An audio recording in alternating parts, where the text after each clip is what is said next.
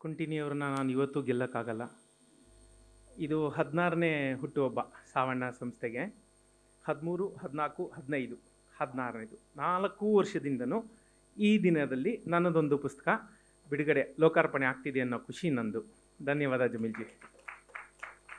ಕುಂಟಿನಿಯವ್ರನ್ನ ಯಾಕೆ ಗೆಲ್ಲಕ್ಕಾಗಲ್ಲ ಅಂತಂದರೆ, ಹೋದ ವರ್ಷ ನಾವು 16 ಜನ ಇದ್ವಿ, ಕರೆಕ್ಟಾ? ಯಾರ್ಯಾರಿಗೆ ಅಂತ ಮಾತಾಡ್ಸೋಕ್ಕೆ ಸಮಯ ಕೊಡೋಕ್ಕಾಗತ್ತೆ? ಅದಕ್ಕೆ ಬಜರ್ ಇಟ್ಟಿದ್ರು, ಪ್ರತಿಯೊಬ್ಬ ಲೇಖಕನಿಗೂ 1 ನಿಮಿಷ ಅಂತ. ನಾನು ಹೇಳಿದೆ ನಾನೇ ಗೆಲ್ಲೋದು, ಹೋಗ್ತೀನಿ, ನಮಸ್ಕಾರ, ನನ್ನ ಪುಸ್ತಕ ಓದಿ, ಬೇಕಂದರೆ ಯೂಟ್ಯೂಬಲ್ಲಿ ಬೇಕಾದಷ್ಟಿದೆ ನನ್ನ ಮಾತುಗಳು, ಅಲ್ಲಿ ನೋಡ್ಕೊಳ್ಳಿ ಅಂತ ಹೇಳೋಗೋಣ ಅಂತ ನಾನು ಬಂದರೆ, ನನಗಿಂತ ಮುಂಚೆ ಲಾಸ್ಟ್ ಟೈಮು ಇದೇ ಥರ ಆಯಿತು. ಅವ್ರ ನಂತರ ನನಗಿತ್ತು ಮಾತು. ಇವ್ರು ಬಂದರು, ನಮಸ್ಕಾರ, ಎಲ್ರಿಗೂ ಒಳ್ಳೇದಾಗಲಿ ಅಂತ ಕೂತೇ ಬಿಟ್ಟರು. ಸೊ ಇವತ್ತು ನಾನು ಅವ್ರನ್ನ ಗೆಲ್ಲಕ್ಕಾಗಲ್ಲ, ಯಾಕೆಂದರೆ 16 ನಿಮಿಷ ನನ್ನ ಕೈಲಿ ಮಾತಾಡೋಕ್ಕಾಗಲ್ಲ. ನನ್ನನ್ನು ಬಲ್ಲವ್ರಿಗೆಲ್ಲ ಗೊತ್ತು.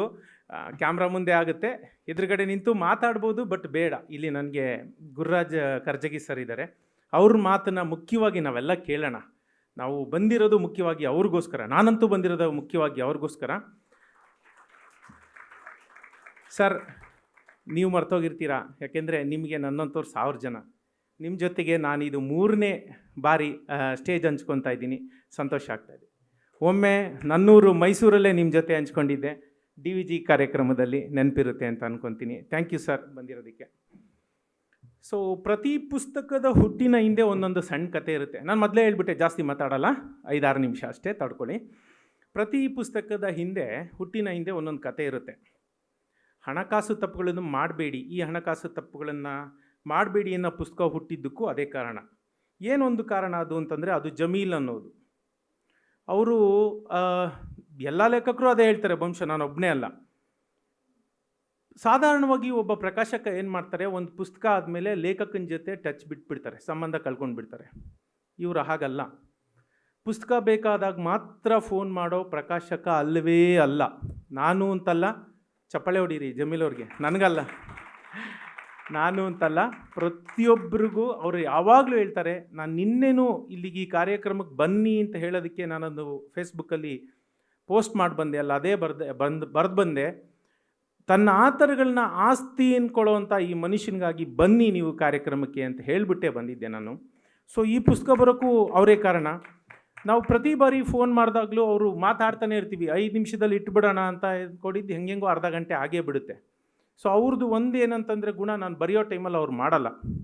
10:30, 11 ಗಂಟೆಗೆ ಮಾಡ್ತಾರೆ. ಅವ್ರಿಗೆ ಗೊತ್ತು ನಾನು ಬೆಳಗಿನ ಜಾವ 3:30 ಎದ್ದೇಳ್ತೀನಿ ಅಂತ.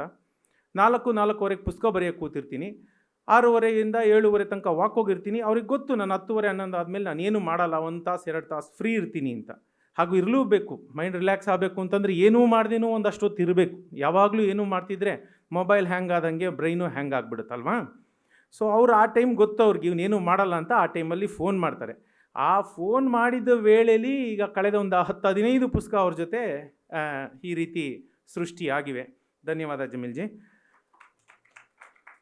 ಸೊ ಇಲ್ಲಿ ಒಂದಷ್ಟು ತಪ್ಪುಗಳಿದೆ, ಒಂದು 100 ತಪ್ಪುಗಳಿದೆ. ಅವ್ರ ಹತ್ರ ಮಾತಾಡಿದ ನಂತರ ಒಂದು 100 ತಪ್ಪುಗಳನ್ನು ನಾನು ಬರೆದು ಅವ್ರಿಗೆ ಇಮೇಲ್ ಮಾಡಿದೆ. ಅದ್ಭುತವಾಗಿದೆ ಅಂತ ಹೇಳಿದ್ರು. ಅವ್ರು ಯಾವತ್ತೂ ನನಗೆ ಅಂತಲ್ಲ, ಪ್ರತಿಯೊಬ್ಬ ಬರಹಗಾರನಿಗೂ ಒಂದು ಸ್ವತಂತ್ರ ಕೊಟ್ಟಿರ್ತಾರೆ. ಏನಂದರೆ ಅವ್ರು ಯಾವತ್ತೂ ಒಳಗಡೆ ನಮ್ಮ ಒಂದು ಏನಿದೆ, ನಮ್ಮ ಒಂದು ಫ್ರೀಡಮ್ ಒಳಗಡೆ ಅವ್ರು ಕೈ ಹಾಕೋದಿಲ್ಲ. ಇದೇನಿದೆ ಕಂಟೆಂಟು ನಮ್ಮದು, ಅವ್ರದ್ದು ಮುಖಪುಟ ಅವ್ರದ್ದು, ಅದಕ್ಕೆ ನಾನು ಹೋಗೋದಿಲ್ಲ, ಅದು ಬೇರೆ ವಿಷಯ. ಆಮೇಲೆ ಅದಕ್ಕಿಡೋ ಬೆಲೆ ಇಡೋದು ಅವರೇ, ನಾನು ಅದು ಯಾವುದಕ್ಕೂ ಹೋಗೋದಿಲ್ಲ. ಆಮೇಲೆ ನನಗೆ ಮನಸ್ಸಿಗೆ ನೆಮ್ಮದಿ ಆಗಲಿಲ್ಲ, ಏನೋ ಒಂದು ಕಡೆ ಸುಮ್ಮನೆ ಡಂಪ್ ಮಾಡ್ದಂಗೆ ಆಗಿದೆಯಲ್ಲ ಅಂತ. ಸೊ ಅದನ್ನು ತಿರ್ಗಾ ನಾನು ಶಿಸ್ತುಬದ್ಧವಾಗಿ ಒಂದು 10 ಅಧ್ಯಾಯಗಳಾಗಿ ಮರುವಿಂಗಡಣೆ ಮಾಡಿ, ಒಂದೊಂದು ಅಧ್ಯಾಯದ ಕೆಳಗಡೆ ಒಂದೊಂದು 10 ತಪ್ಪುಗಳನ್ನ ಪಟ್ಟಿ ಮಾಡಿ, ಒಟ್ಟು 100 ತಪ್ಪುಗಳನ್ನ ಇದೆ. ಇದು ಎಂಥ ತಪ್ಪುಗಳಪ್ಪ ಅಂದರೆ, ತಪ್ಪು ಮಾಡೋನಿಗೆ ನಾನು ತಪ್ಪು ಮಾಡ್ತಿದ್ದೀನಿ ಅಂತ ಅರಿವಾಗದಂತಹ ತಪ್ಪುಗಳು. ಅಷ್ಟೊಂದು ಸಣ್ಣ ಸಣ್ಣ ತಪ್ಪುಗಳು.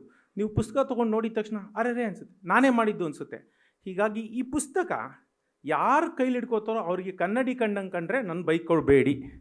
ನೀವೆಷ್ಟು ತಪ್ಪು ಮಾಡಿದರೆ, ಈಗ ಮೊನ್ನೆ ಹೆಗಡೆ ಅವರು ಕೂತಿದ್ದಾರೆ, ಅವ್ರು ಹೇಳ್ತಾಯಿದ್ರು, ಹಿಂದ್ಗಡೆಯಿಂದ ತೆಕ್ಕೊಂಡು ಬಂದೆ ನಿನ್ನ ಪುಸ್ತಕನ, 4-5 ನನ್ನನ್ನೇ ಜ್ಞಾಪಕ ಇಟ್ಕೊಂಡು ಬರ್ದಂಗಿದೆ ನೀನು ಅಂತ ಹೇಳಿದ್ರು. ಸೊ ಹಾಗೆ ಅದು ಕನ್ನಡಿ ಅಂತ ಅನಿಸಿದ್ರೆ ಅದು ಸತ್ಯ. ಯಾಕಂದರೆ ಇದೇನು ನಾನು ಮಾಡಿಲ್ಲದೆ ಇರೋ ತಪ್ಪೇನಲ್ಲ, ಮನುಷ್ಯ ಸಹಜವಾಗಿ ಆಗುವಂತಹ ತಪ್ಪುಗಳು. ಒಂದು ಸಣ್ಣ ಹಣಕಾಸು ತಪ್ಪು ಮನುಷ್ಯನ 10 ವರ್ಷನ ಕಸಿದ್ಕೊಂಡು ಬಿಡುತ್ತೆ.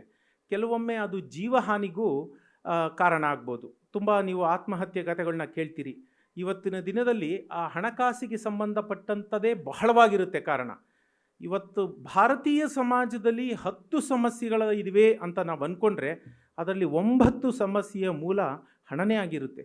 ಅದು ಮೇಲ್ನೋಟಕ್ಕೆ ನಿಮಗೆ ಸಂಬಂಧಕ್ಕೆ ಯಾವುದಾರ ಸಂಬಂಧಗಳ ಬಗ್ಗೆನೋ ಇನ್ನೊಂದು ಕೌಟುಂಬಿಕ ಕಲಹಗಳೋ ಏನೋ ಅನಿಸುತ್ತೆ. ನೀವು ಒಂದಷ್ಟು ಆಳಕ್ಕೆ ಇಳಿದು ನೋಡಿದಾಗ ಎಲ್ಲಕ್ಕೂ ಮೂಲವಾಗಿ ಹಣವೇ ಕಾರಣವಾಗಿರುತ್ತೆ. ನಮ್ಮ ಸಮಾಜ ಇನ್ನೂ ಪೂರ್ಣವಾಗಿ ಆ ರೀತಿಯ ಒಂದು ಸಿರಿತನ ಕಾಣದೇ ಇರೋದ್ರಿಂದ ಅಥವಾ ಈಗೀಗ ಒಂದಷ್ಟು ಹಣ ನೋಡ್ತಾ ಇರೋದ್ರಿಂದ ಸಮಾಜದಲ್ಲಿ ಜನರಿಗೆ ಹಣದ ಬಗ್ಗೆ ಬಹಳಷ್ಟು ತಪ್ಪು ಕಲ್ಪನೆಗಳಿದೆ.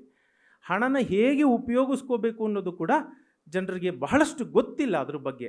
ಯಾಕೆ ಅಂತಂದರೆ ನಮ್ಮ ಶಾಲೆಗಳಲ್ಲಿ ಸರ್ ಒಪ್ಕೋತಾರೆ ಅಂತ ಅಂದ್ಕೊತೀನಿ, ಮೂಲಭೂತವಾಗಿ ಹಣಕಾಸಿನ ಬಗ್ಗೆ ಯಾರೂ ಹೇಳ್ಕೊಡೋದಿಲ್ಲ.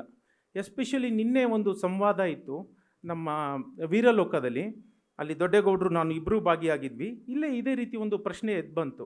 ಏನಂದರೆ ಸಾಹಿತ್ಯ ಲೋಕದಲ್ಲಿ ದುಡ್ಡಿದೆಯಾ, ದುಡ್ಡು ಮಾಡಬೇಕಾ ಅಂತ. ತಪ್ಪು ತಿಳ್ಕೊಬೇಡಿ, ನಾನು ನಿಮ್ಮೆಲ್ರಿಗೂ ಒಂದು ಮಾತು ಹೇಳ್ತೀನಿ, ಎಲ್ಲರೂ ಒಪ್ತೀರಾ ಅಂತ ಅನ್ಕೋತೀನಿ. ಹಣ ಇಲ್ಲದೆ ಎಷ್ಟೇ ಒಳ್ಳೆ ಕೆಲಸ ಆಗಿರಲಿ ಅದು ಕೂಡ ಸಾಧ್ಯ ಆಗೋದಿಲ್ಲ. ನೀವು NGO ಅಂತ ತೆಗೆದ್ರೂ ಕೂಡ ಅದು ನಡೆಯೋಕ್ಕೆ ಕೂಡ ಹಣ ಬೇಕೇ ಬೇಕು. ಹಾಗಾಗಿ ಹಣದ ಬಗ್ಗೆ ಇಲ್ಲದ ಒಂದು ರೀತಿಯ ಹಣ ಸಾಹುಕಾರ ಅಂದಿದ ತಕ್ಷಣ ಅವನು ಕೆಟ್ಟವನು ಅನ್ನೋ ಒಂದು ಭಾವನೆ ನಮ್ಮ ಸಮಾಜದಲ್ಲಿದೆ. ಹಾಗಾಗಬೇಕು ಅಂತ ಏನಿಲ್ಲ. ಒಳ್ಳೆಯ ರೀತಿಯಲ್ಲಿ ಖಂಡಿತ ಹಣ ಮಾಡಬೇಕು.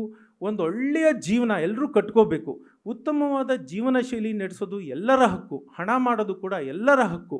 ಹಾಗಾಗಿ ಹೆಚ್ಚು ಹೆಚ್ಚು ಹಣ ಸಾಕ್ಷರತೆನ ಎಲ್ಲರೂ ಪಡ್ಕೋಬೇಕು ಅಂತ ನಾನು ಕೇಳ್ಕೊತೀನಿ. ಪುಸ್ತಕ ಈಗಾಗಲೇ ಲಭ್ಯ ಇದೆ, ಎಲ್ಲ ಅಂಗಡಿಗಳಲ್ಲೂ ಲಭ್ಯ ಇದೆ, ಇಲ್ಲೂ ಇದೆ, ಕೊಂಡು ಓದಿ. ಎಲ್ರಿಗೂ ಒಳ್ಳೆಯದಾಗಲಿ. ನಮಸ್ಕಾರ.